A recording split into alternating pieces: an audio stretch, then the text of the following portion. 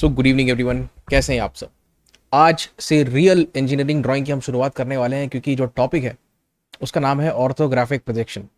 अगर आपने सिलेबस देखा होगा जो मैंने डिज़ाइन किया है, आगे जितने भी चैप्टर्स हैं जैसे कि point, line, planes, solid, section, development, isometric, ये सारे के सारे ऑर्थोग्राफिक प्रोजेक्शन की ही कैटेगरी में आते हैं।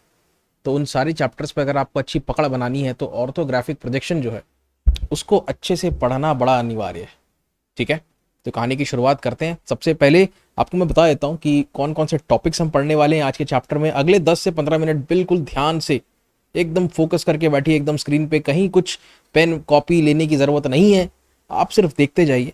ठीक है, सारे नोट्स आपको मैं एप्लीकेशन में प्रोवाइड करवा दूंगा, कोई दिक्कत की बात नहीं है। और नोट्स बाद में देखना, पहले वीडियो को देखो अच्छे से। तो ये सारे टॉपिक्स हैं जो मैंने लिस्ट आउट किए हैं, इन सब को एक एक करके बिल्कुल इसी क्रम में मैं आपको बताते जाऊंगा। और ऑर्थोग्राफिक प्रोजेक्शन की कहानी प्रोजेक्शन से जुड़ी है, प्रिंसिपल प्लेन्स और व्यूज की कहानी प्रोजेक्शन ऑर्थोग्राफिक प्रोजेक्शन से जुड़ी है, तो एवरीथिंग इज कनेक्टेड। और यही सही सीक्वेंस है इन टॉपिक्स को एक एक करके पढ़ने का। सबसे पहला सवाल कि सर प्रोजेक्शन क्या होता है। ऑर्थोग्राफिक प्रोजेक्शन की तो बाद में बात करेंगे, आप ये बताइए व्हाट इज प्रोजेक्शन। तो इसका सीधा साधा उत्तर है कि प्रोजेक्शन अपने आप में किसी इमेज को हम कहते हैं, या फिर उसका एक और अर्थ निकल करके आता है कि किसी भी इमेज को पाने की जो प्रक्रिया है, the act of obtaining an image, उसे भी हम प्रोजेक्शन कहते हैं। ठीक है, तो ये दोनों बातें सही हैं अपने अपनी जगह पर, कोई दिक्कत नहीं। अब इस कॉन्सेप्ट को अगर अच्छे से समझना है तो मैं आपके सामने एक सिनेरियो रखता हूं। वो सिनेरियो कुछ ऐसा है, यहां पे देखिए। तो अगर आप ध्यान से देखो तो यहां पर आपके पास है 3 अलग अलग वस्तुएं। ठीक है, देखिए सबसे पहले यहां पे मैंने लिख दिया है क्या है ये, तो सर ये एक लाइट सोर्स है। ये क्या है सर, ये एक ऑब्जेक्ट है। और बच्चों ये क्या है, क्या है, ये एक स्क्रीन है। स्क्रीन में बेसिकली क्या मिलता है आपको, भाई मूवी देखने जाते हो ना तो क्या मिलता है, एक इमेज। हाँ, बस चलता हुआ इमेज मिलता है आपको। ओके, 30 फ्रेम पर सेकेंड में ये चीज है। अब आप एक बात सोचो, अगर हम इस लाइट को अगर मैं स्विच ऑन कर दूं, what do you think is going to happen, something like this. ऐसा कुछ होगा सर। हाँ, फिर से देखना चाहते हो, लाइट को ऑफ किया फिर ऑन किया, तो ऐसा कुछ हो रहा है सर। ये जो सामने वाला ऑब्जेक्ट का पोर्शन है, ये लाइट को आगे नहीं जाने दे रहा है। अब आगे नहीं जाने दे रहा है तो क्या होगा, लाइट इस वाले रीजन में, अगर मैं काले रंग का इस्तेमाल करूं, इस वाले रीजन में पूरा काला हो जाएगा, वो यहां पर लाइट नहीं पहुंच पाएगा। तो आपको यहां पर जो मिला है वो असल में क्या है, इमेज। और ये जो रेज हैं इनको हम क्या कहते हैं, प्रोजेक्टर्स कहते हैं। आप चाहो तो अभी बिल्कुल हम लोग एकदम लेमैन के टर्म्स में बात कर रहे हैं। ठीक है, कॉमन आदमी के टर्म्स में बात कर रहे हैं। आप इनको लाइट रेज भी कह सकते हो, क्योंकि भाई इनका जो इमरजेंस हुआ है, इनकी जो उत्पत्ति हुई है, कहाँ से हुई है, ये टॉर्च के माध्यम से हुई है। दूसरा, ये जो यहाँ पर बना है बच्चों, इसी को हम कहते हैं इमेज, या फिर इसी को हम कहने वाले हैं आगे चल करके व्यू। ठीक है, अभी फिलहाल आप इसको इमेज बोलो, कोई दिक्कत नहीं। तो बेसिकली एक बार मैं फिर से एनिमेशन को रन करता हूँ। तो भाई हमारे पास 3 अलग अलग वस्तुएं थी, एक था लाइट सोर्स, एक ऑब्जेक्ट और एक स्क्रीन। जैसे ही मैंने लाइट को ऑन किया तो मैंने देखा कि मुझे इस ऑब्जेक्ट का जो फ्रंट वाला पोर्शन है, ये वाला जो पोर्शन है, उसका परछाई यहां पे मिलता है, जिसको कि हम लोग क्या कहते हैं, हम कहते हैं उसको एक इमेज। अब आप बोलोगे कि सर ऐसा ड्राइंग सीखने से क्या मतलब जिसमें किसी भी ऑब्जेक्ट का ओरिजिनल साइज रिफ्लेक्ट ना कर रहा हो। अगर आप देखोगे यहां पे जो लाइन की लंबाई है ये छोटी है, और जो इसका इमेज मुझे यहां पर मिल रहा है उस लाइन की लंबाई काफी बड़ी है। तो क्या ये इमेज इस ऑब्जेक्ट के साइज को जस्टिफाई कर रहा है, ये प्रश्न जो है मैं आपसे पूछना चाहता हूं वंस अगेन। क्या ये इमेज, ये रेक्टेंगुलर इमेज जो है, वो ये जो रेक्टेंगुलर पोर्शन जो है वो इस इमेज को जस्टिफाई कर रहा है? नहीं, ये दोनों अलग अलग लग रहे हैं। मतलब ये इमेज तो काफी बड़ा मिल रहा है। इसी वजह से प्रोजेक्शन की इस विधि को हम यूज नहीं करते। ये बहुत ही जनरलाइज सेंस में अगर हम प्रोजेक्शन की बात करें तो ये वो हो रहा है। ठीक है, तो थोड़ा सा चीज़ों को और टेक्निकल बनाते हैं, कुछ इसमें रूल्स लगाते हैं, और रूल्स लगा करके ये प्रोजेक्शन ऐसा बन जाएगा कि ये ऑब्जेक्ट के ओरिजिनल साइज और शेप को बहुत बढ़िया से रिफ्लेक्ट कर पाएगा, तब मजा आएगा।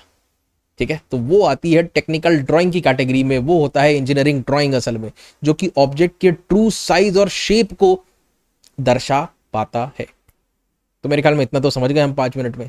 ठीक है जी, अब अगले प्रश्न में आते हैं कि सर ऑर्थोग्राफिक प्रोजेक्शन क्या होता है। ये मैं आपके सामने रखता हूं और जरा मैं पढ़ भी देता हूं, पढ़ने से कुछ समझ में आने वाला है नहीं। ठीक है, बाय द वे तो parallel lines are drawn from the contour of an object. Contour of an object कोई नया शब्द है भाई, बताएंगे आपको। To meet a plane orthogonally, आहा इतने बड़े बड़े शब्द आ रहे हैं। एट वेरियस पॉइंट्स, अलग अलग बिंदुओं पर। हाँ ये समझ में आया सर, पहली दो लाइन तो कुछ भी नहीं समझ में आया हमें, ठीक है समझाऊंगा सब। And when these points are joined in proper sequence, जब उन बिंदुओं को सही क्रम में जोड़ा जाता है तब वी गेट अ व्यू, तब हमें मिलता है एक व्यू। तो अभी तक जिस चीज को हम इमेज कह रहे थे उसको टेक्निकली अब हम क्या बोलेंगे, हम बोलेंगे उसको व्यू। जल्दी से समझे, ठीक है। इनको फिर से थोड़ा सा पढ़ दूंगा, टेंशन मत लो। अभी फिलहाल इसको डेमोन्स्ट्रेशन के माध्यम से समझो। तो हमारे पास फिर से वही अरेंजमेंट है, तो टॉर्च नहीं है भैया यहाँ पे, क्योंकि टॉर्च से जो प्रकाश निकलता है ना, ऐसा करके निकलता है। टॉर्च हो गया, मोमबत्ती हो गया, दिया हो गया, प्रकाश जो है पूरा 360 डिग्री 3D में स्फेरिकल फॉर्म में इमर्ज होता है। अब कंटूर क्या है सर, तो बच्चों देखिए ये पानी का बोतल दिख रहा है आपको, जी सर दिख रहा है। अब जरा मैं थोड़ा सा बड़ा हो जाता हूँ, हाँ जी। ये जो है ना, ये बाहर का आउटलाइन जो है, ये जो है ऐसा, ये जो आउटलाइन है, इसी आउटलाइन को हम क्या कहते हैं, कॉन्टूर कहते हैं। अब यहां से जो है रेज निकल रही हैं, ऐसा समझना आप। ये रेज बिल्कुल देखो, ये देखो देखो देखो, ये ऐसे बिल्कुल आपके आंखों के अंदर घुस जाएंगी, ऐसी रेज है, ठीक है। ये जो रेज है बहुत सारी, एक यहां से निकला, एक यहां से निकला, एक यहां से निकला, ये सारी की सारी रेज जो है वो समानांतर है, पैरेलल है, ठीक। और वह रेज जो है वो स्क्रीन में जाके कहीं टकरा रही है सर, और वहां जब वो टकराती हैं तो कुछ बिंदु बनते हैं, पॉइंट्स बनते हैं, और जब उन पॉइंट्स को सही सीक्वेंस में जोड़ा जाता है तो हमको मिलता है एक प्रोजेक्शन, ठीक, जिसको कि हम कहते हैं व्यू, और जो पहले कहते थे उसको हम इमेज। अब और अच्छे से मैं समझाता हूं। तो बच्चों इसका जो कॉन्टूर है, अगर आप ध्यान से देखो, छोटा हो जाते हैं, हाँ जी, ये है कॉन्टूर सर, आउटर सरफेस ये है। ये नीचे का है तो थोड़ा सा मैं हिडन लाइन का इस्तेमाल कर लेता हूँ, ये साइड का है, तो ये कॉन्टूर है। तो इस कॉन्टूर में से क्या निकल रहा है सर, ऐसा करके ना पैरेलल रेज निकल रही हैं। तो मैं तो बच्चों इसको अच्छे से नहीं बना पा रहा हूँ, तो आपको मैं बढ़िया से बना करके दिखाता हूँ। आप देखिए यहाँ पर, this is very interesting, here we go. क्या समझे, देखें आपको पैरेलल रेज फिर से, ये देखो दिख रहा है, दिख रहा है, ये सारे के सारे रेज जो है वो स्क्रीन पे कहीं ना कहीं टकरा रहे हैं, इंटरसेक्ट कर रहे हैं। जरा जूम करते हैं, ये जो है देखिए रेज यहाँ से, ये सारे के सारे क्या है, पैरेलल रेज हैं, ठीक। अब यहां पर देखिए बहुत जगह इसका संपर्क हुआ है, इधर हुआ है सर, इधर हुआ है, इधर हुआ है, इधर हुआ है। अब इन पॉइंट्स को अगर मैं जोड़ूं सही क्रम में तो आप देखिए यहां पर क्या बन रहा है, ये लाइन बन रहा है, ठीक है। तो जो लाइन का लेंथ यहां पर था, फिर से जो लाइन का लेंथ यहां पर था, एग्जैक्टली वही लाइन का लेंथ यहां पर भी आ रहा है, समझ गए, ठीक। जो लाइन का लेंथ यहां पे है वही एग्जैक्टली लेंथ यहां पर भी आएगा। तो कहानी बच्चों कुछ ऐसी दिखाई देगी, ये रहा आपके स्क्रीन पर, हियर वी गो, देखा। अब आप बोलोगे सर पिछली बार तो गड़बड़ हो रहा था। पिछली बार क्या हो रहा था कि सर यहां पे ये जो साइज था ओरिजिनल, और ये जो था इमेज, दोनों के बीच में अंतर था। ये तो काफी बड़ा बन रहा था और ये काफी छोटा था असल में। लेकिन अब देखिए, अब जो हमने प्रोजेक्शन की विधि का इस्तेमाल किया है उसके माध्यम से आपको समझ में आ रहा होगा कि ये जो है, ये जितना भी साइज का है एग्जैक्टली यहां पर इमेज या फिर व्यू भी उतने ही साइज का हमें प्राप्त हुआ है। तो इसको अब से नामकरण देखिए, याद रखिए, ठीक है। इंजीनियरिंग ड्राइंग की भाषा में अब हम इमेज का इस्तेमाल नहीं करेंगे, हम बोलेंगे व्यू। सामने से देखेंगे तो बोलेंगे फ्रंट व्यू, ऊपर से देखेंगे तो बोलेंगे टॉप व्यू, लेफ्ट से देखेंगे तो बोलेंगे लेफ्ट हैंड साइड व्यू, और राइट से देखेंगे तो बोलेंगे राइट हैंड साइड व्यू। समझ में आया? तो 9 मिनट के अंदर तो बेसिक्स आपको क्लियर हो गए, ठीक है, ठीक है। Okay, so far so good. What is this? So this is an image. We earlier used to call it an image, लेकिन अब से हम सर इसको प्रोजेक्शन बोलेंगे या व्यू बोलेंगे, ठीक है जी। तो ये कौन कौन सी चीज़ों का आपको याद ध्यान रखना है। कॉन्टूर क्या होता है, याद है जी, हाँ। पैरेलल लाइंस हैं जी सर, पैरेलल लाइंस हैं, ये आपने दिखाया है, सारी लाइंस पैरेलल है। लेकिन साथ में सर ये यहाँ पे देखिए कुछ राइट एंगल वाइट एंगल लिखा हुआ है। ऑर्थोगोनली, ऑर्थो मतलब होता है, ग्रीक शब्द है, ऑर्थो का मतलब होता है 90 डिग्री पे, एट राइट एंगल्स। बात समझ में आया? तो अगर मैं थोड़ा सा कलाकारी करके दिखाऊं आपको, चलिए दिखाते हैं आपको। यहां पर अरे अरे अरे अरे, फिर से ये यहां पर अगर आप ध्यान से देखो तो ये जो है ये एंगल कितना बन रहा है, 90 का बन रहा है। ये दिखा है, ये एंगल समझ में आया? ये कितने का बना? ये 90 डिग्रीज का बन रहा है। बस यही तो है, मतलब रेस पैरेलल होने चाहिए, साथ में वो जिस स्क्रीन पे भी जाकर टकराए वहां पर उसके साथ कितना एंगल बनाए, तो सर 90 डिग्री का बनाए। ठीक है जी, समझ गए? एक और बना के दिखाऊं? चलो एक और बना देते हैं आपके लिए। ये यहां पर कितना एंगल बन रहा है, तो सर 90 डिग्री का बन रहा है। बात समझ में आया? ये है कहानी, ये है खूबसूरती ऑर्थोग्राफिक प्रोजेक्शन की, क्योंकि इसके जरिए हम लोग ऑब्जेक्ट के ट्रू शेप और साइज का इमेज या परछाई या छवि बड़े ही एग्जैक्टली बना सकते हैं। ऑर्थोग्राफिक प्रोजेक्शन क्लियर है? अब मैं आगे बढ़ूंगा, सेशन को आगे बढ़ाते हैं। और दो प्रकार के प्रोजेक्शन सिस्टम बड़े फेमस हैं। एक फर्स्ट एंगल, भारत में फर्स्ट एंगल यूज होता है। यूएस जाओगे वहां पे थर्ड एंगल प्रोजेक्शन यूज होता है। लेकिन फर्स्ट और थर्ड को समझने से पहले आपको प्रिंसिपल प्लेन्स और उससे भी पहले क्वाड्रेंट को समझना जरूरी है। तो मेरे ख्याल में क्वाड्रेंट तो आप सभी ने जाना होगा। ठीक है, स्कूल में हम लोग बेसिकली पॉइंट सीखते हैं, लाइन बनाना सीखते हैं, पॉइंट को प्रोजेक्ट करना सीखते हैं वाई एक्सिस में, पॉइंट को एक्स एक्सिस में भी प्रोजेक्ट करना सीखते हैं। एक चैप्टर होता है 11वीं कक्षा में, ठीक है जी, कोऑर्डिनेट ज्योमेट्री, उसमें हम ये सारी चीजें सीखते हैं। अब आप देखिए, ये आपने देखा है कि नहीं? हाँ जी sir, X Y coordinate system कहते हैं इसको। तो ये कैसा कोऑर्डिनेट सिस्टम है सर? ये ना 2D कोऑर्डिनेट सिस्टम है। हाँ 2D है, तो 2D अगर है तो मेरे भाई 2D ऑब्जेक्ट्स को ही दिखा पाएगा ना, ज्यादा से ज्यादा 3D पे जा पाओगे क्या इसके जरिए?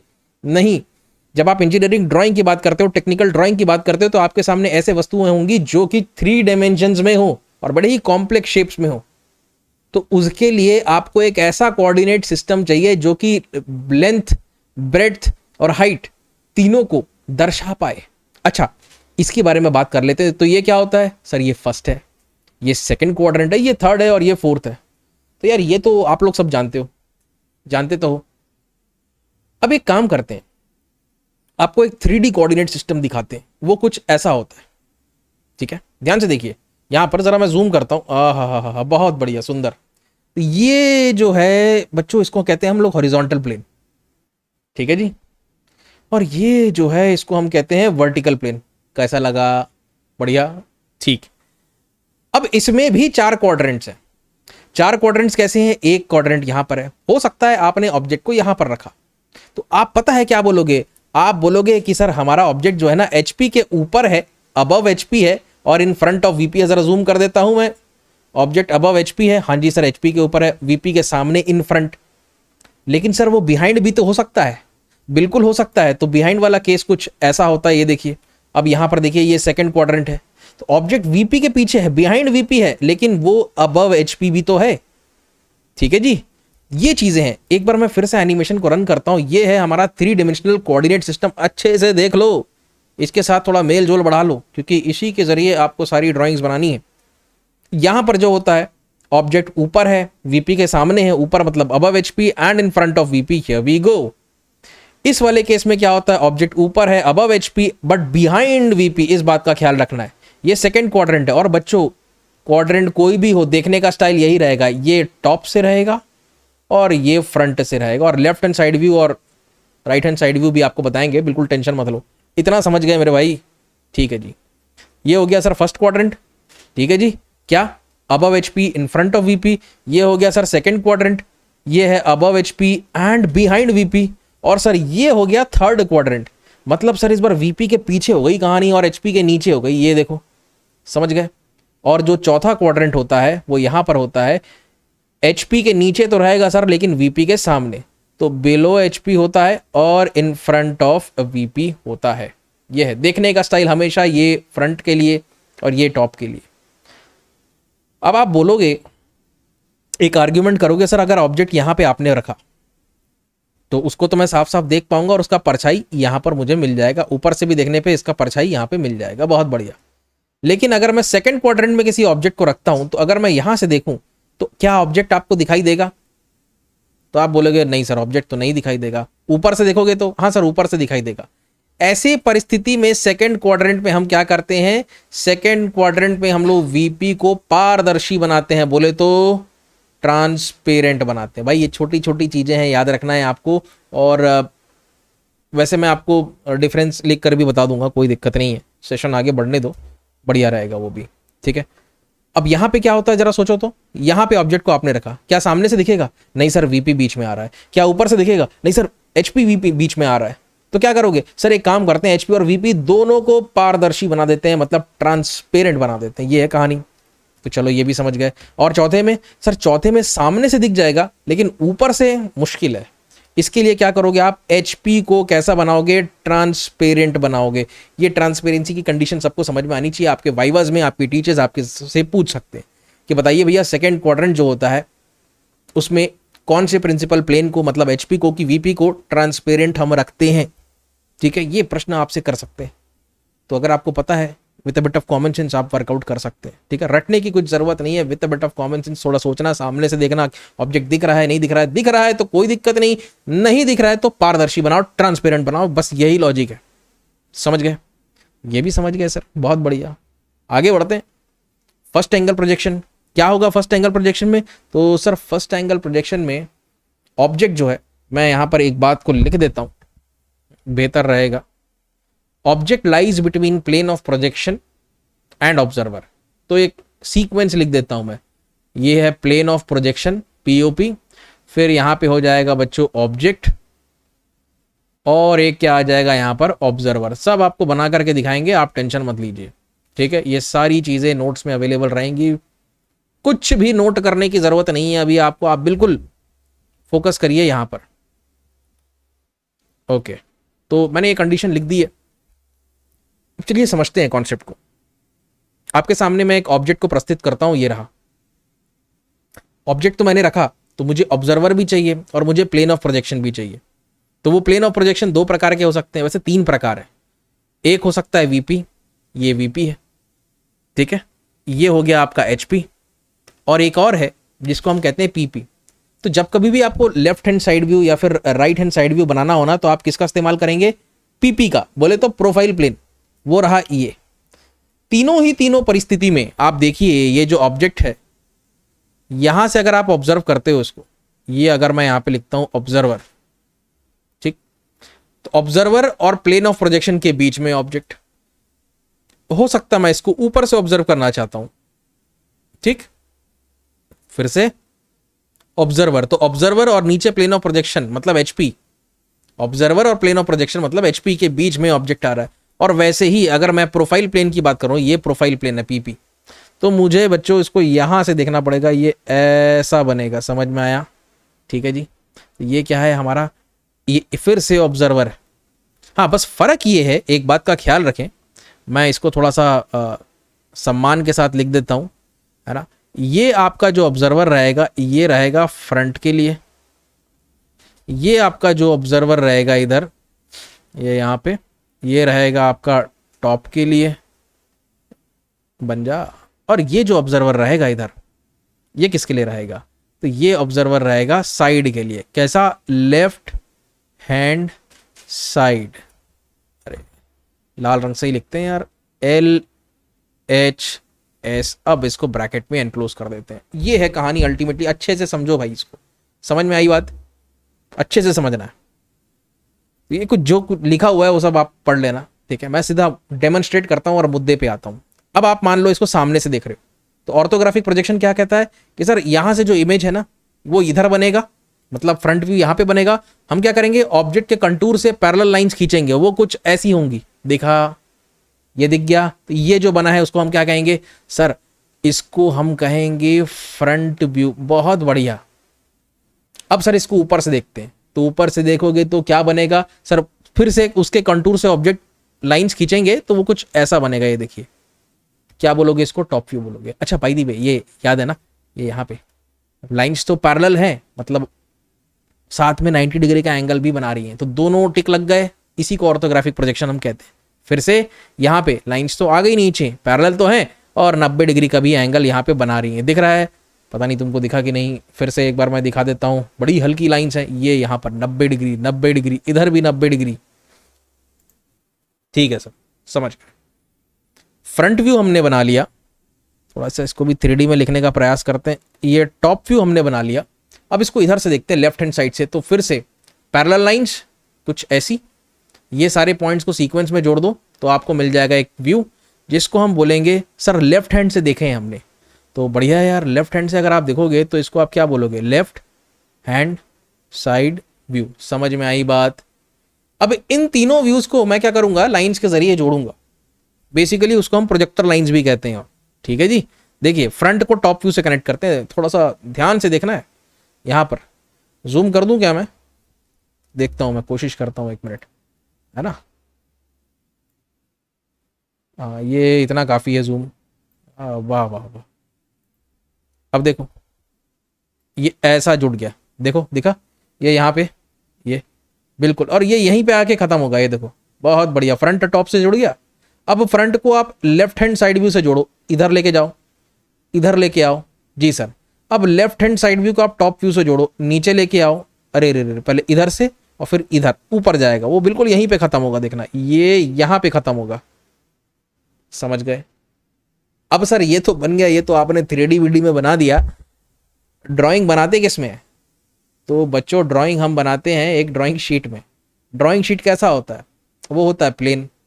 ठीक है। अब कैसे बनाओगे, कागज को ऐसा मोड़ के बनाओगे क्या? वो नहीं कर सकते। हम क्या करेंगे, यहां पर एक पॉलिसी का इस्तेमाल करेंगे। उस पॉलिसी को मैं यहां पर लिख देता हूं, चलिए इसको हम कहते हैं रोटेशन पॉलिसी। क्या? Rotation policy. अब रोटेशन पॉलिसी के तहत भाई हम इंसानों ने बनाई है, हमें क्या करना है, कागज को बिल्कुल फ्लैट करना है। मतलब एक ही कागज में वीपी भी दिख जाए, एचपी भी दिख जाए और हमको पीपी भी दिख जाए तो काम हो जाएगा अपना। तो देखिए ये ऐसा होगा, वीपी को तो कुछ नहीं छेड़ना है। ठीक है। आप एचपी को क्लॉकवाइज घुमाएंगे, एचपी को घुमाएंगे हम कैसा, एचपी को हम घुमाएंगे 90 डिग्री क्लॉकवाइज, ये याद रखना है। दूसरा मैं बात करता हूं प्रोफाइल प्लेन की, तो प्रोफाइल प्लेन को हम घुमाएंगे 90 डिग्री एंटी क्लॉकवाइज। कई लोग इसको काउंटर क्लॉकवाइज भी कहते हैं, आपकी मर्जी है। ठीक है जी। उससे होगा क्या, जब ये एचपी 90 डिग्री क्लॉकवाइज घूमेगा, तो एक बार मैं वापस से ओरिजिनल स्क्रीन को लेकर के आता हूं। हाँ जी। जब ये एचपी वापस से ऐसा घूमेगा, ये देखिए ऐसा क्लॉकवाइज, क्लॉकवाइज जब ये घूमेगा तो वीपी तो वहीं का वहीं है, वीपी तो यहीं का वहीं है। तो एचपी जो है वो भी वीपी के साथ को प्लेनर हो जाएगा। ये एचपी जो है इस वीपी के साथ को प्लेनर हो जाएगा। और जब आप पीपी को भी ऐसा 90 डिग्री एंटी क्लॉकवाइज घुमा दोगे, इसके अबाउट घुमाना है, तो पीपी जो है वो वीपी के राइट हैंड साइड में आ जाएगा, यहाँ पर पीपी। बात समझ में आई? थोड़ा अच्छे से बताते हैं अभी आपको एनिमेशन के जरिए, जरा ध्यान से देखना है। ठीक है।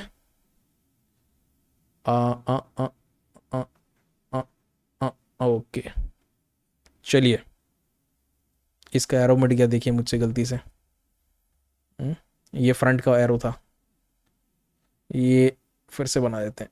अच्छा ठीक है जी। क्या है, पहले वीपी, एचपी को क्लॉकवाइज 90 डिग्री रोटेट करेंगे इस लाइन के अबाउट, इस एज के अबाउट आप कह लो। तो ये जो पहले ऐसा रखा हुआ है फिर वो ऐसा हो जाएगा। ठीक है। तो ऊपर ऑलरेडी क्या है, ये देखो, ये है, तो डांस स्टेप हो जाएगा। ये क्या है, तो सर ये वीपी है। ये क्या है, ये एचपी है। तो ये वीपी जो है वो आपके ड्राइंग शीट का हिस्सा है। जब आप एचपी को ऐसा 90 डिग्री क्लॉकवाइज ये रोटेट कर लोगे तो ये वीपी ऊपर, एचपी नीचे, बस कहानी यही है और कुछ नहीं है। ये देखो, और पीपी इस तरफ आ जाएगा। ठीक है, समझ गए? ओके, ये तो समझ गए सर, लेकिन अब ड्राइंग कैसे बनाएं? तो ड्राइंग कैसे बनाएं मैं बताता हूँ आपको। सबसे पहले आप फ्रंट व्यू से शुरुआत कर लिए, ये बन गया फ्रंट व्यू। जी सर। अब देखिए आप फ्रंट व्यू से क्या बनाना है, टॉप व्यू बनाना है, तो बिल्कुल नीचे आइए, यहाँ तक आइए और यहाँ तक आइए। आ गए सर ये 2 पॉइंट्स। ठीक है। अब यहाँ से और नीचे आइए, कितना नीचे, इतना नीचे। सब कुछ डायमेंशन अपन हिसाब किताब से करके देखेंगे, आप चिंता मत करो, अभी फिलहाल कॉन्सेप्ट को समझो बस। ये नीचे आना है, इस तरफ ऐसे नीचे आना है। ये यहाँ तक पहुँच गए, यहाँ तक, हाँ सर पहुँच गए। तो ये 2 पॉइंट्स मैंने लगा दिए, बस इसको जोड़ दो ये लाइन से, यहाँ जोड़ दिए और ये बॉक्स हमने बना दिया। रही बात साइड व्यू की, तो उसको भी आपको करके दिखाते हैं। वो कैसे होगा, आप क्या करो, यहाँ से लाइन सीधा प्रोजेक्ट कर दो, क्योंकि देखिए यहाँ पे अभी तो 90 डिग्री है, लेकिन ये पूरा खुल गया, ये सीधा हो चुका है, वीपी के साथ सीध में आ चुका है। तो ये जो लाइन ऐसी मुड़ रही है ये भी सीधी हो जाएगी, तो ये कुछ ऐसी हो जाएंगी। ठीक। अब आप यहाँ से इधर, यहाँ से इधर, ये यहाँ तक पहुँच जाओ, यहाँ तक, यहाँ तक, ये यहाँ तक। ठीक है। अब आप क्या करोगे, तो ये अब बोलोगे सर ये जो डिस्टेंस है ये जो डिस्टेंस है, ज़रा मैं जूम करता हूँ ना, थोड़ा सा कैच करना है इसको। ये वाला जो एज है सर, जितना HP का है ये वाला एज उतना ही PP का भी तो है, बिल्कुल सही है। तो इसी वाले एज में ये पॉइंट जो लग रहा है ये टॉप व्यू के साथ भी कनेक्टेड है और यही वाला point left hand side view के साथ भी कनेक्टेड है, ठीक है। तो ये वाला जो एज है ना, ये और ये दोनों सेम है, तो जितना नीचे है उतना राइट हैंड साइड में, जितना नीचे है उतना भी यहाँ पे राइट हैंड साइड में। तो आपको ज़्यादा मेहनत करने की ज़रूरत नहीं है, सीधा इसको ऐसे राउंडर से हम घुमा देते हैं, इसको सेंटर मान के, ये राउंडर से ऐसे घुमा देते हैं, इसको सेंटर मान के। कई लोग राउंडर का इस्तेमाल नहीं करना पसंद करते हैं, तो ऐसे महापुरुष लोगों के लिए हम क्या करते हैं, देखिए वो यहाँ पर 45 के एंगल पर ड्राफ्टर को सेट करते हैं और ऐसा उसको घुमा देते हैं। तो ये भी एक उपाय है हमारे पास जिसको आप कर सकते हैं। तो मैं ये 45 वाला ही उपाय आपको करके दिखाता हूँ। ये देखिए, अब ऊपर चले जाओ, जहाँ पे इंटरसेक्ट हुआ क्या बन गया, लेफ्ट हैंड साइड व्यू। अगर फर्स्ट एंगल प्रोजेक्शन अच्छे से समझ गए ना तो आपको थर्ड एंगल प्रोजेक्शन में कोई ज़्यादा दिक्कत आएगी नहीं। तो ये हमने यहाँ पे बनाया फ्रंट व्यू, ये हमने बनाया इधर टॉप व्यू, और ये हमने यहाँ पे बनाया लेफ्ट हैंड साइड व्यू। बहुत बढ़िया, समझ गए? ओके, तो ये थी कहानी फर्स्ट एंगल प्रोजेक्शन की। अगर ये समझ गए तो अगला भी समझ जाओगे, जिसे हम कहते हैं third angle projection. Third angle projection में क्या होगा, तो सर यहाँ पर भी एक ऑब्जेक्ट रहेगा, लेकिन इस बार ऑब्जेक्ट और ऑब्जर्वर के बीच में रहता है प्लेन ऑफ प्रोजेक्शन। ये तो मैं यहाँ पे लिख देता हूं, ऑब्जर्वर बीच में कौन रहेगा, प्लेन ऑफ प्रोजेक्शन हमेशा बीच में आएगा, देखने में दिक्कत होगी। तो क्या करना पड़ेगा आपको, पारदर्शी बनाना पड़ेगा, किसको, प्रिंसिपल प्लेन्स को, ठीक है। तो ये POP हो गया, और एक क्या होता है ऑब्जेक्ट POP, और नहीं ऑब्जर्वर है POP एंड ऑब्जेक्ट, ठीक है। तो एक काम करते हैं ना, एक चीज़ को यहाँ पे लिख भी देते हैं, यहाँ पे आप ध्यान रखो, POP जो प्लेन्स ऑफ प्रोजेक्शन रहेंगे, मसलन HP comma VP comma PP, ये सारे के सारे कैसे रहेंगे, आर ट्रांसपेरेंट। ये बड़ी इंपॉर्टेंट बात है। अब अगले स्लाइड पे चलते हैं। जब भी कहो यहाँ पे ट्रांसपेरेंट, अरे रे रे रे रे गलत बोल दिया क्या, एक मिनट, यहाँ पे नॉन ट्रांसपेरेंट, नॉन ट्रांसपेरेंट। ये फर्स्ट एंगल में तो कोई दिक्कत नहीं होती, जब आप इधर से देखोगे तो बढ़िया से आपको ऑब्जेक्ट दिखता है और फिर आपका प्लेन ऑफ प्रोजेक्शन आता है जैसे कि VP। लेकिन थर्ड एंगल प्रोजेक्शन में दिक्कत हो जाती है देखने में। तो आप देखो, सामने से देखोगे तो भी आपको दिक्कत है, ऊपर से देखोगे तब भी HP बीच में आ रहा है, साइड से देखोगे, लेफ्ट साइड से देखोगे तब भी बीच में आ रहा है, ठीक है जी। तो दिक्कत तो है। पिछले बार भी हमने फ्रंट, टॉप और लेफ्ट ये डिसाइडेड है, उसको चेंज मत करना। ऐसा मत बोलना कि सर आप यहाँ से देखूंगा, नहीं, फिर मतलब बदल जाएगा। अभी भी वही रखेंगे, फ्रंट, टॉप और साइड, तरीका वही रहेगा एनालिसिस करने का। यहां पे कैसा रहेगा, प्लेन ऑफ प्रोजेक्शन जो रहेंगे, प्लेन ऑफ प्रोजेक्शन को कैसा बनाना पड़ेगा, हमको ट्रांसपेरेंट बनाना पड़ेगा, तभी हम ऑब्जेक्ट्स को देख पाएंगे और उनकी परछाई ले पाएंगे, ठीक है जी। कैसे करेंगे, तो अगेन देखिए, सबसे पहले मैं फ्रंट व्यू से शुरुआत करता हूं। ये रहा फ्रंट व्यू, देखिए इस तरफ खींचे हमने, जोड़ दीजिए, बन गया फ्रंट व्यू। ऊपर से देखिए, ऊपर खींचिए, जोड़ दीजिए, हो गया टॉप व्यू। ये यहां से देख रहे हैं हम, इधर खींचिए, जोड़ दीजिए, हो गया साइड व्यू। अब क्या बनाना है आपको, अब हमको बनाना है इसका ओरिजिनल ड्राइंग। अब ड्राइंग शीट पे बनाना है, तो ड्राइंग शीट में आपको 3 डब्बे बनाने हैं। वो कुछ, चलो मैं उसको भी बताता हूं। आप पहले फ्रंट को टॉप से जोड़ो। अब आप एक काम करो, फ्रंट को साइड से जोड़ो। अब आप टॉप को साइड से जोड़ दो। जोड़ दिया आपने। अब हमको क्या करना है, तो सर HP को ऐसा करके रोटेट करना है, ये PP को ऐसा रोटेट करना है, समथिंग लाइक दिस, ठीक है। PP जो है इस एज के अबाउट रोटेट होगा, HP इस एज के अबाउट रोटेट होगा। And when you do that, तो आपको क्या दिखाई देगा मैं आपको बताता हूं। VP एज इट इज सबसे पहले आप बना लीजिए। HP जो है बिल्कुल VP के साथ कोप्लेनर हो जाएगा, बिल्कुल। ये बताना थोड़ा सा मुश्किल है, HP जो है VP के साथ कोप्लेनर हो जाएगा। देखिए, सोच के देखिए, ये HP यहाँ पे ऐसा करके आ जाएगा। बात समझ में आई? इसको अभी मैं बता देता हूँ। अल्टीमेटली वो दिखेगा कुछ ऐसा, ये HP। और जब आप इसको एंटी क्लॉकवाइज 90 डिग्री रोटेट कर देंगे तो ये प्रोफाइल प्लेन बिल्कुल यहाँ पर निकल करके आ जाएगा। तो हमारे पास 3 चीज़ें रेडी हो गई। ये टॉप व्यू अब ऊपर हो गया, फ्रंट व्यू नीचे हो गया, और left hand side view left में हो गया, ठीक है, इसको अगर मैं बना के दिखाऊं तो ये कुछ ऐसा बनेगा। फ्रंट व्यू से शुरुआत करते हैं यहाँ पर हम, तो ये देखिए ये बन गया आपका फ्रंट व्यू। ठीक, अब फ्रंट व्यू के बाद आप बना लो आप इसका टॉप व्यू, तो यहाँ पर आप बना लो टॉप व्यू, और आप यहाँ से देखिए ये अब इधर से भी लाइन खींचिए, 45 के एंगल पे रोटेट करिए, नीचे लेके आके इंटरसेक्ट करिए, तो ये जो हम पे हमको दिखाई दे रहा है इसको हम कहते हैं side view, left hand side view. समझ में आया? ये थी कहानी। ठीक है, तो third angle projection, first angle projection, rotation policy वही है, कुछ अलग नहीं है, तो मैं यहाँ पे अलग से नहीं लिख रहा हूँ उसको। तो ये अब बातें आपको समझनी है। तो कुछ क्वेश्चंस ऐसे होंगे जिसका ड्राइंग हमें कि बनाना पड़ता है थर्ड एंगल प्रोजेक्शन में, हालांकि हमारे देश में फर्स्ट एंगल प्रोजेक्शन ही स्ट्रिक्टली यूज किया जाता है, जो रेकमेंडेड है।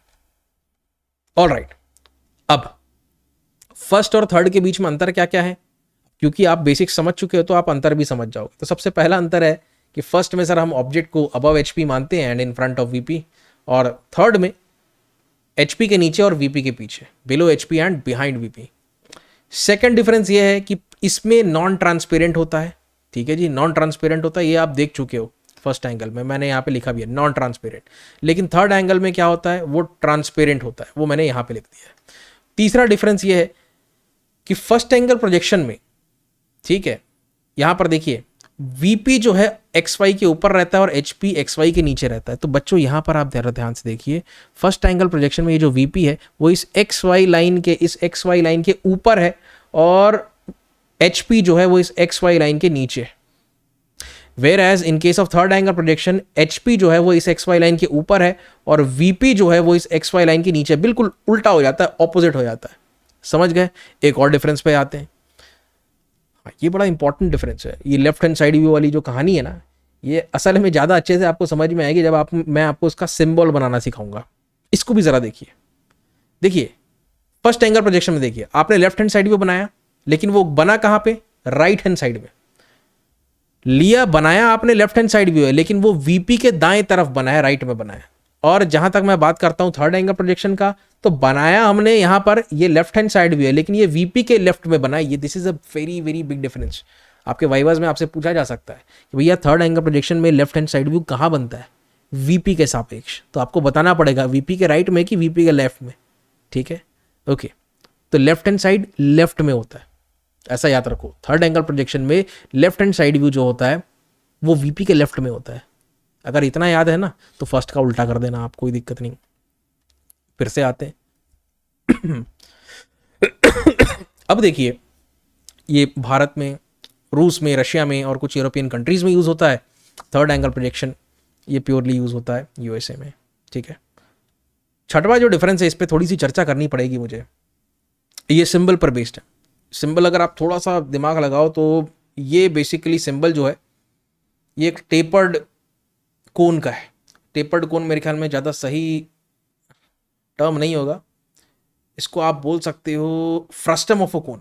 तो फ्रस्टम ऑफ अ कोन को हम कुछ इस प्रकार से रखते हैं कि उसको सामने से देखते हैं तो ऐसा दिखाई देता है, लेफ्ट हैंड साइड से देखते हैं तो कुछ ऐसा दिखाई देता है। ये बेसिकली सिंबल आपको हर एक ड्राइंग शीट में दिख जाएगा जो कि फर्स्ट एंगल प्रोजेक्शन को फॉलो करके बनाया गया है। और जहां तक प्रश्न थर्ड एंगल प्रोजेक्शन का है तो वो कुछ ऐसा है, ये देखिए बिल्कुल उल्टा। यहां पे left hand side view right में बनाया फ्रंट व्यू के, और यहां पे left hand side view left में बनाया। चलो इसकी बात कर लेते हैं, क्यों टेंशन देना आपको। ठीक है, जरा सिंबल्स पे आते हैं। इसको देखिए आप, फर्स्ट एंगल प्रोजेक्शन, ये चित्र को देखिए जरा, मैं जूम करता हूं। हमारे सामने ये जो ऑब्जेक्ट रखा हुआ है ना हरे रंग में, ये जो ऑब्जेक्ट है इसको हम क्या कहते हैं, फ्रस्टम ऑफ अ कोन, कटा हुआ कोन। ठीक है, कैसे कटा हुआ, उसके बेस के रिस्पेक्ट में कटा हुआ, बिल्कुल पैरेलली कटा हुआ। अब उसको हमने रखा है तो सर सामने से देखेंगे तो ये कुछ ऐसा दिख रहा है, ट्रपीजियम जैसा दिख रहा है। साइड से देखेंगे तो एक छोटा सर्कल दिख रहा है और एक बड़ा सर्कल दिख रहा है। तो दो कॉन्सेंट्रिक सर्कल्स दिख रहे हैं, ऐसा आप कह सकते हो हम। अब मैंने जो आपको रोटेशन पॉलिसी बताया है बिल्कुल उसी का यूज करना है। पीपी को एंटी क्लॉकवाइज घुमाना है 90 डिग्री के कोण से। तो ये फ्रंट व्यू इधर आ गया और ये लेफ्ट हैंड साइड व्यू इस तरफ आ गया। तो फ्रंट व्यू और ये left hand side view to the right of front view, ये हो गई कहानी कुछ ऐसी। समझ में आई बात, ये ऐसा क्यों बना है, ये बड़ा इंपॉर्टेंट है समझना। ओके, अब दूसरी बात हम कर लेते हैं थर्ड एंगल प्रोजेक्शन की। तो थर्ड एंगल प्रोजेक्शन में कुछ ऐसा होता है, याद है ना भाई, थर्ड एंगल प्रोजेक्शन में ऑब्जेक्ट दिखाई देता नहीं है सर, तो उसको प्लेन ऑफ प्रोजेक्शन को हमको ट्रांसपेरेंट बनाना पड़ता है कुछ ऐसा। ये देखिए जरा, मैं जूम करता हूँ, सामने से देखोगे तो ऑब्जेक्ट दिखेगा, बोलोगे नहीं। क्यों नहीं दिखेगा? सर ये वीपी बीच में आ रहा है। तो क्या करोगे? सर वीपी को ट्रांसपेरेंट बना देंगे। जब साइड से देखोगे तो ऑब्जेक्ट दिखेगा नहीं। तो क्या करोगे? सर पीपी को ट्रांसपेरेंट बना देंगे। बस यही कॉन्सेप्ट है, ठीक। इसको भी 90 डिग्री मैंने एंटी क्लॉकवाइज घुमा लिया है, तो अल्टीमेटली मेरे को यहां पे मिल गया। तो है तो वो लेफ्ट हैंड साइड व्यू, लेकिन वीपी के लेफ्ट में बना है या फ्रंट व्यू के लेफ्ट में बना है। बस इसी कॉन्सेप्ट को देखो और ये बन गया सिंबल, फर्स्ट एंगल का, थर्ड एंगल का, ठीक है। सिंबल भी समझ गए। सिंबल बनाने का एकदम टेक्निकल तरीका, ओके, स्टैंडर्ड, बिल्कुल इसको आप फॉलो कर लो, बिंदास सिंबल बनाओ, कोई दिक्कत नहीं, ठीक है। बिल्कुल आपको जो भी बता रहे हैं बिल्कुल एकदम रेकमेंडेड चीजें बता रहे हैं, ठीक है सर। ये भी बड़ा आसान था। अब आखिरी प्रश्न कि सर आपने फर्स्ट एंगल प्रोजेक्शन पढ़ाया, आपने थर्ड एंगल प्रोजेक्शन पढ़ाया, लेकिन आपने सेकंड और फोर्थ क्वाड्रेंट या फिर सेकंड और फोर्थ एंगल प्रोजेक्शन के बारे में ज़्यादा बात नहीं की। शुरू में ही बस बताया ऑब्जेक्ट जो होता है पीछे होता है और ऊपर होता है, या ऑब्जेक्ट नीचे होता है और सामने होता है, उससे ज़्यादा आपने बात नहीं की। बात क्यों नहीं की? उसके पीछे एक कारण क्या है उसको समझाने के लिए एक डेमो देखो आप। प्रोजेक्शन सेकंड क्वाड्रेंट में, मान लो किसी आप ऑब्जेक्ट को रखते भी हो सेकंड क्वाड्रेंट में, कोई 3D ऑब्जेक्ट है मान लो, ठीक है, तो उसका टॉप व्यू तो यहाँ बना लोगे, फ्रंट व्यू यहाँ बना लोगे, लेकिन आपने रोटेशन पॉलिसी फॉलो करोगे, ये एचपी को ऐसा रोटेट करोगे तो क्या होगा?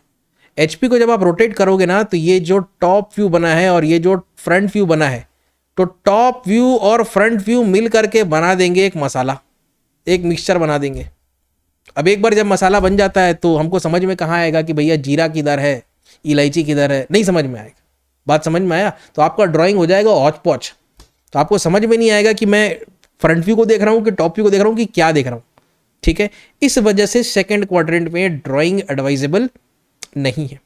अगला प्रश्न है कि सर फोर्थ में क्यों अवेलेबल नहीं है? फोर्थ में भी यही होता है, ऑब्जेक्ट जो होता है एचपी के नीचे और वीपी के सामने होता है। तो यहाँ पर भी मान लो आपने कुछ ड्राइंग बनाया, मतलब फ्रंट व्यू बनाया और टॉप व्यू बनाया, लेकिन जब आप रोटेशन प्रोटोकॉल को यूज़ करोगे, अब आपने जो प्रोटोकॉल बनाया है ऐसा नहीं कि सिर्फ उसको फर्स्ट और थर्ड में यूज़ करना है, हर जगह उसी प्रोटोकॉल को यूज़ करना है। हर एक क्वाड्रेंट के लिए अलग अलग प्रोटोकॉल्स नहीं बना सकते हैं। इस बात को आपको फॉलो करना है ना। जो रूल बन गया तो बन गया, वो यूनिवर्सल है हर जगह। अब कहीं अगर लागू होता है और अच्छे ड्राइंग्स बनते हैं तो उसको हम एक्सेप्ट करते हैं, कहीं अगर लागू होता है लेकिन ड्राइंग अच्छा नहीं बनता है तो उसको हम रिजेक्ट करते हैं, रेकमेंड नहीं करते हैं। इसी वजह से सेकंड क्वाड्रेंट और फोर्थ क्वाड्रेंट में ड्राइंग्स रेकमेंडेड नहीं है। तो यहां पर भी क्या हो जा रहा है? मिक्सचर बन जा रहा है बच्चों। बात समझ में आई? ठीक है, मेरे ख्याल में मैंने काफ़ी बात अब कर ली है। अब आपको ऑर्थोग्राफिक प्रोजेक्शन के बेसिक्स सब क्लियर हो चुके हैं। अब सीधा हम जाएंगे अगले सेशन से और drawings hard core orthographic projection के मैं आपको बनाना सिखाऊंगा, वो भी ऑटोकैड के एनवायरनमेंट में, ठीक है। मैं बनाऊंगा ऑटोकैड में, लेकिन आप चाहो तो उसको अपने ड्राइंग शीट पे बना सकते हो। और अगर ऑटोकैड सीखना चाहते हो तो मेरे एप्लीकेशन में ऑटोकैड का ऑलरेडी एक कोर्स है, उसके द्वारा भी आप सीख सकते हो at a very very reasonable price, right? So that was all for today. See you in the next video. Thank you.